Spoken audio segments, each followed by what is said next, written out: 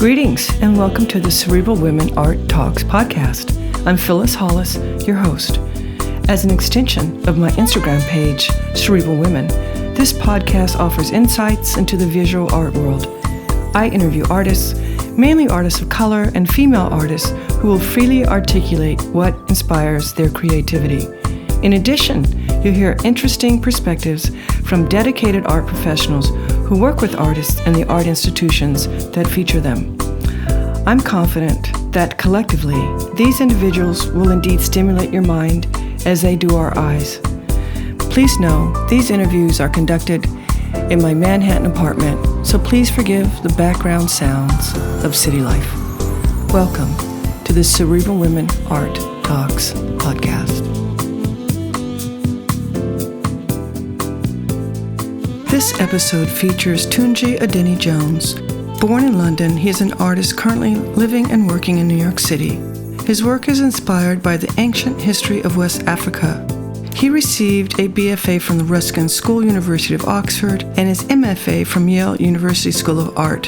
His recent solo exhibitions include Deep Dive at White Cube in Hong Kong, Tranquil Dive, Morán Morán in Mexico City, both in 2023. In 2022, he had a solo exhibition at White Cube in Paris, France, among others.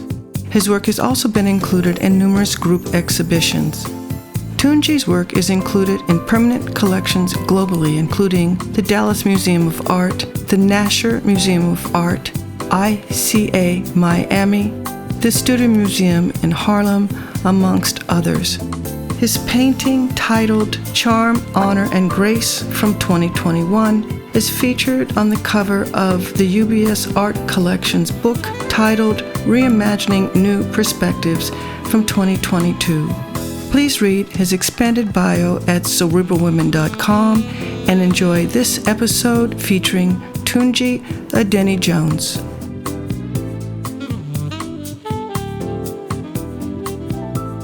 Tunji, welcome to my podcast. I am delighted to finally feature you.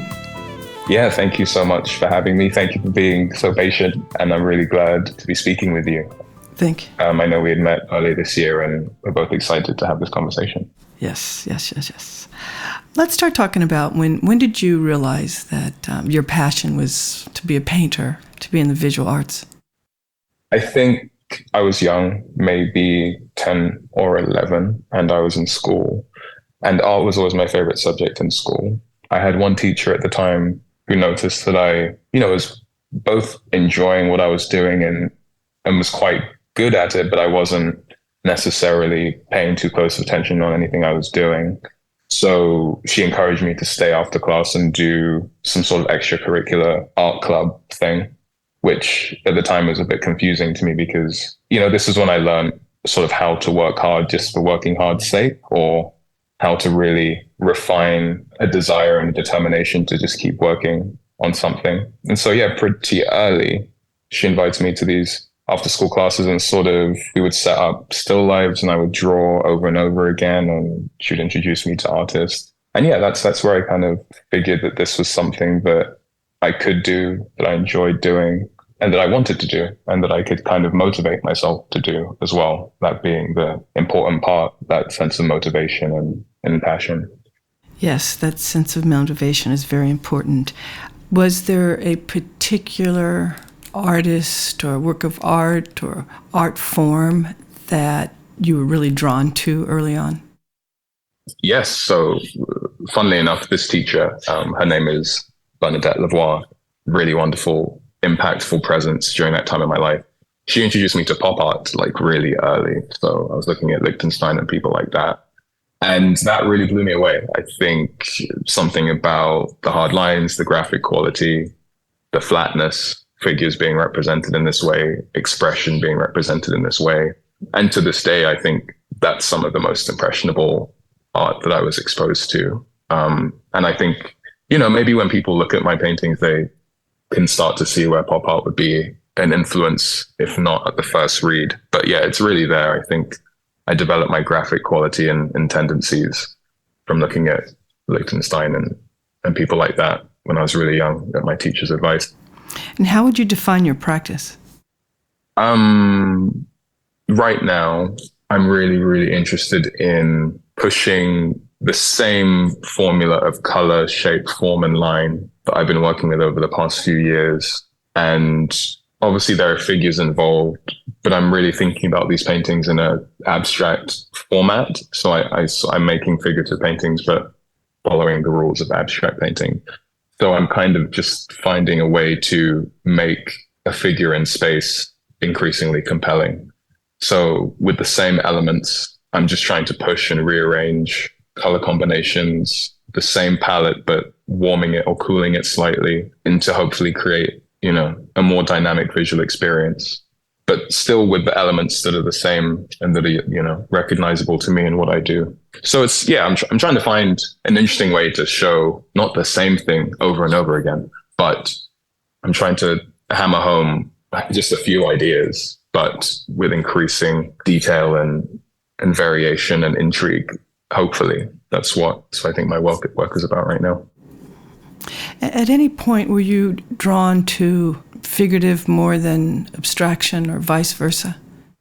Yes. So probably before I moved to America, roughly 8 years ago, I was really, really heavily influenced by the British kind of mainstay masters: Freud, Bacon, Jenny Savile, Hockney. And it was when I moved here that I really developed a love for, I'd say, like the Lee Krasners and Rothko and Clifford Still, big blocks of color. There are a few artists that really helped me locate where I wanted to sit in between these two histories.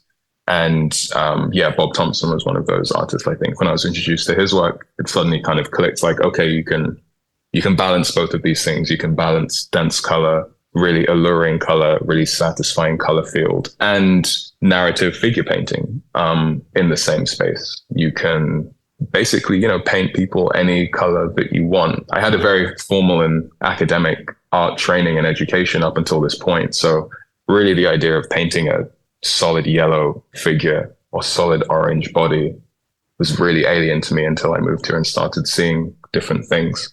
Obviously, if you're coming from a school of looking at Lucian Freud and things like that, rendering the body has to be done in such a meticulous, painterly, and almost academic way that fortunately I was able to start considering alternatives to, as I saw different things. When do you know when a work is finished? I'm really happy recently with the fact that I don't know when a work is finished, because for a few years, there was certainly a point where the paintings couldn't take any more, where I kind of tied a bow on it all and the composition was complete. The colors were all laid down and everything was locked into place in a way in which after a while did begin to feel a bit restrictive. So now I could, quite conceivably stay working on a piece for a year, maybe hopefully 2 years, because of the way in which I'm now thinking about colors and color field space within the work. I can kind of keep pushing things and keep layering things. And ultimately, I think the work's done when the deadline hits and the painting needs to ship. But I'm really happy with the fact that I've arrived at a place where I can keep working on things for as long as they sort of call me to. I think, we're really fortunate to be able to paint and call this a career and a life practice. And so giving each object, each painting, that same kind of lifespan and not trying to rush them is a privilege too. I think that's a really great part of doing what I do as well, just enjoying the length at which I can work something. Yeah, it's wonderful. And when do the titles of the work enter the creative process? Yeah, again, there was a point where I would lead with the titles, when I was perhaps trying to not over-explain the work, but maybe over-explain myself and my particular background, where I'm coming from, what I'm about. And so, say, for example, I would title a painting The Royal Red Prince or something like this, to try and comment on both my West African heritage and then my British upbringing, trying to align how royalty appears in both of those histories, right? But I think more recently it can just be as simple as red dive or red figure, and that will come after the process of making the work. So again, I'm pretty happy to be at a point where sometimes just through the process of making the title can come, and I don't have to necessarily over explain the work before it's happened. I think both sort of options are valuable, but I was definitely swinging really far in favor of one over the other before. I think, I read a lot of literature and fiction. I read a lot of specifically West African fiction, Black American fiction, Black British fiction, basically Black authors mostly, with a few exceptions of some classic Brits. But I take a lot from those titles too, because I think sometimes fiction titles can just be so compelling. And I can pick up a book just off the title. So I bear that in mind as well. And sometimes those can influence either the title for a show or the title for a painting. I asked the question, how do you keep learning? You answered it, I think. Oh, well, I do have another answer for that, but okay. Certainly reading is one, but printmaking also. In the past 2 years, printmaking's really saved me and done some wonderful things for my painting and my sense of, my sense of intrigue and wonder when I'm making work, just because the medium is so unpredictable and just uncontainable, in the same way that it's a very mechanical process that you have to control. It's also just so it has a will of its own, the press, and whatever comes out is what comes out. It's really rare to get one or two things that are exactly the same. And every little scuff or blemish is a positive mark. There are really no bad prints. I mean, the master printmakers will disagree, of course, but as far as I'm concerned, everything looks wonderful that comes off the press, right? And that's just been a really incredible, fruitful space of development and learning for me over the past few years. I think some of the best work I've made over the past few years have been prints, a few etchings and a few monotypes. I think the collaborative aspect that printmaking offers, where you're working with a team and you're learning from people who aren't exactly the same, but also slightly different aspect of the field that you do. So you have to humble yourself. You have to humble yourself both to the medium, the press, and then to those who know how far your image can go. They know that it can go a bit further than you might know. And so in working together, you can really push some ideas into areas that you never thought you could go to. And, I think that maybe a painter can get there anyway, but I certainly have been getting stuck like we all do sometimes. And printmaking is great for getting through those blocks. So interesting. So interesting. If you were not a visual artist, what other career path do you think you would have taken?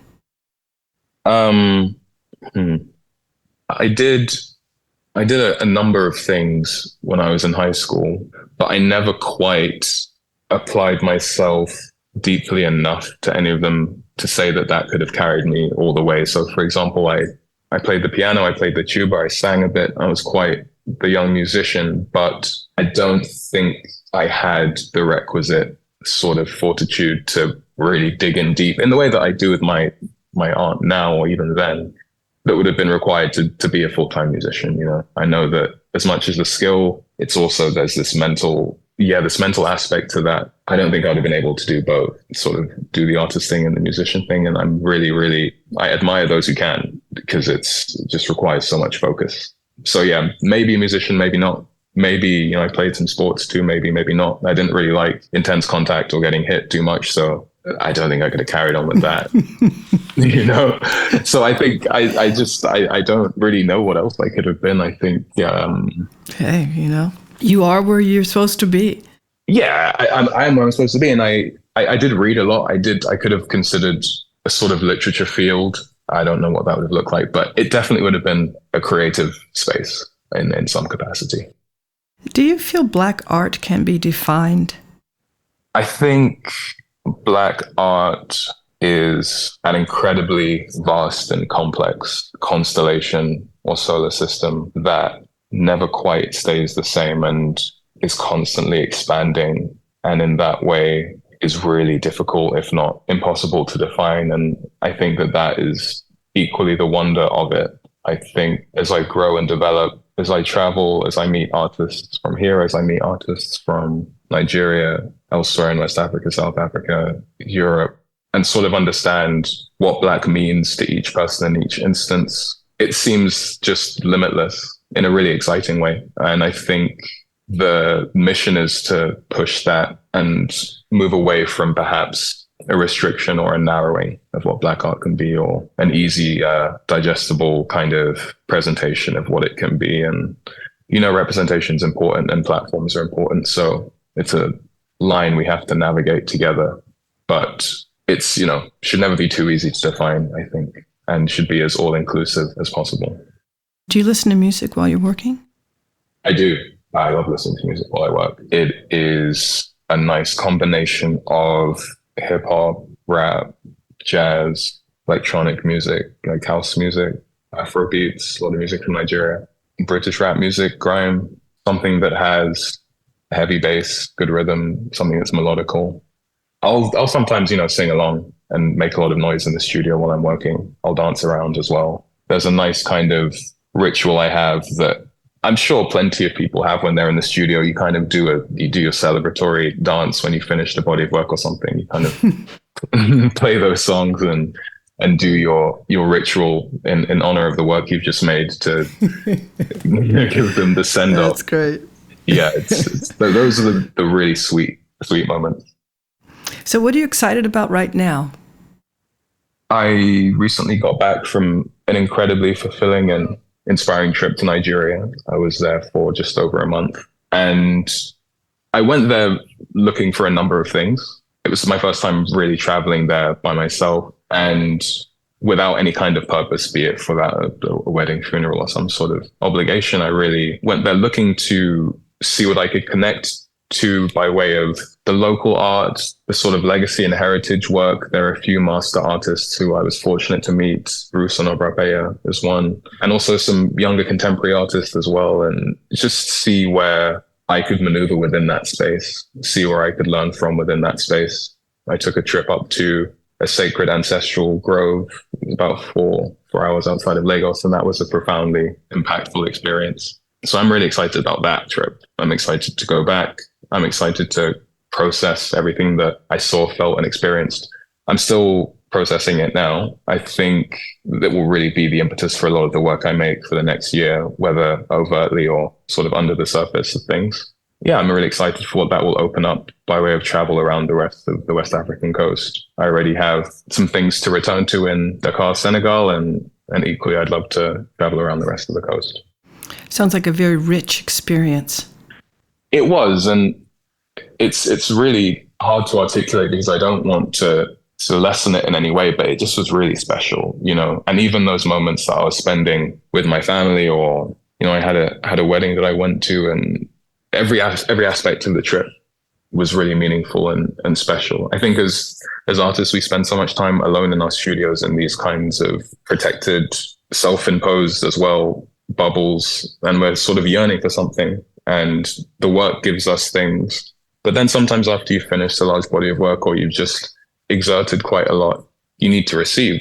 And so I also didn't work on that trip at all. I didn't make anything. I was trying to be as open and receptive as possible. And it really delivered. It's like I could just see everything and learn from everything and give back too, right? It's a two-way flow. So that's also why I want to go back, so that I can contribute as well as download. Yeah, really exciting.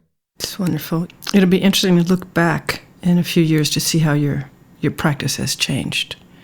Absolutely. I mean, I see it as the beginning of something, this trip, for example. So yes, I think this moment could definitely be cited as the beginning of me developing a very active relationship with both the history, the artists, the people, my people, both in Nigeria and across the West African coast, in a way in which I've definitely been talking about throughout the whole time, right? This is something that I talk about, but there was just something about me also just spending quite a long time there and now deciding that I want to build that around what I do and how I move, that feels progressive for my practice and my career. It feels like an investment, right? And something that I really want to nurture.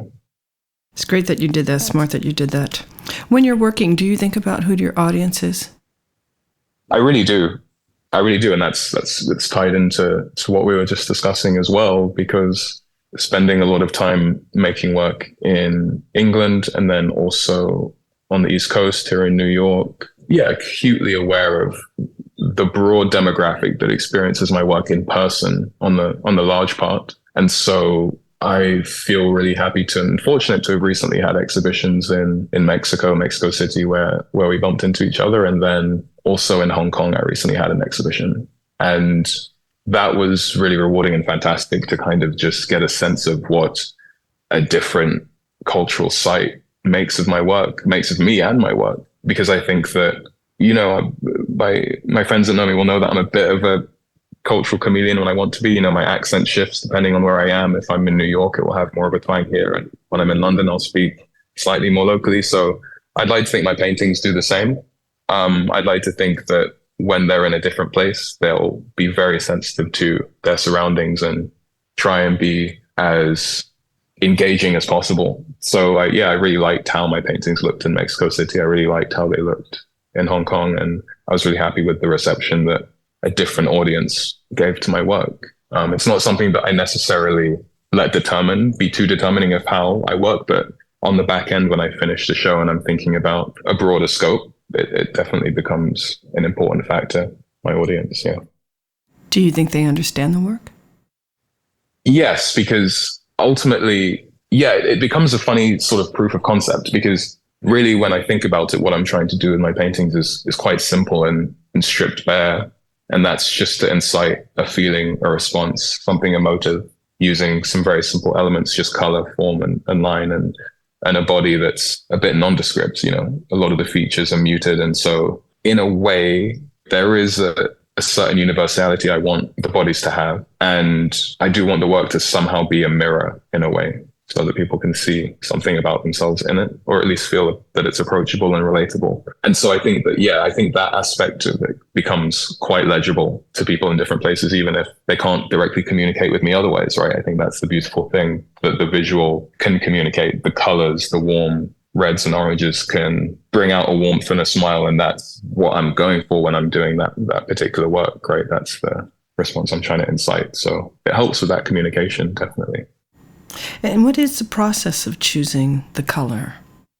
I think recently it's been quite self-referential. So for many years, I was pretty tied to a deep violet, deep blue palette. And, you know, if I'm being honest with myself, it was a combination of both what I wanted to do and what I believed was wanted from me. And so I was navigating that for quite a while, and I was learning and pushing through the process. But I do think I was restricting myself a bit. And so more recently, my color choices are a reaction to that, more or less. So I made a white painting last year, you know, just very pale, very neutral. And I was really excited about it, you know, a light yellow painting, light oranges, pinks, just to flesh out the story a bit, so that when you step back or when you do a broader survey of the paintings that I'm making, you can see how those particular violets and blues have a bit more weight because they're around other colors and vice versa. So I'm just trying to add different characters to the story. Ultimately, when I'm thinking about colors, I'm thinking about a host of characters in a story. I've enjoyed this conversation. The next question you can answer in two parts. What do you feel is the purpose of art? And as an artist, what is your role?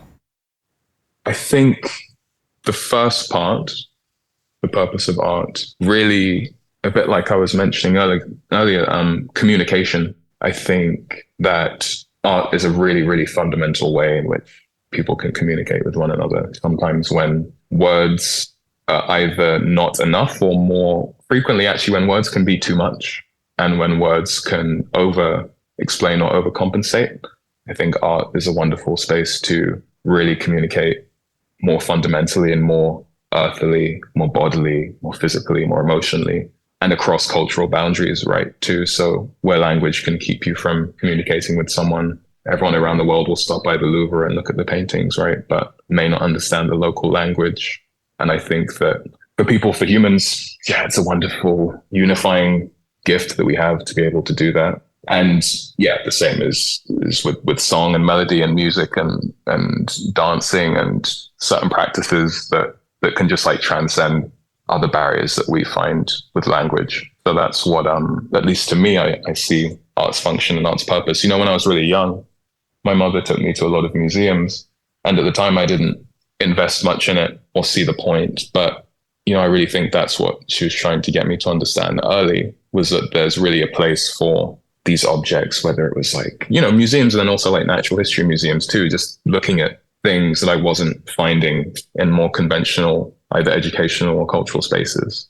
And as I grow up and grow older, I really understand the impact that had on me and still has on me. I think even at the start of this conversation, I think I forgot to mention it, but if you'd have asked me where it started, I think that's also a place. My mom taking me to museums when I was very young, almost as an obligation in a way that I was just like, I don't want to, I just want to play video games or something. But that was it. And that really taught me a lot too about art's powers and its place with all of us. And then my role within that, just to keep learning, I think, to remember that I'm a student both of the medium, the practice, the career, to keep learning, to keep sharing, to keep interacting with that expansive network. So downloading from the elders above me and imparting as much as I can to those that are coming after, and sharing in that communal expression. I feel like that's been the role that I've been enjoying. Well, thank you, and keep enjoying. Thank you. Stop. Yeah, thank you. It's been a great conversation. Thank you. Thank you.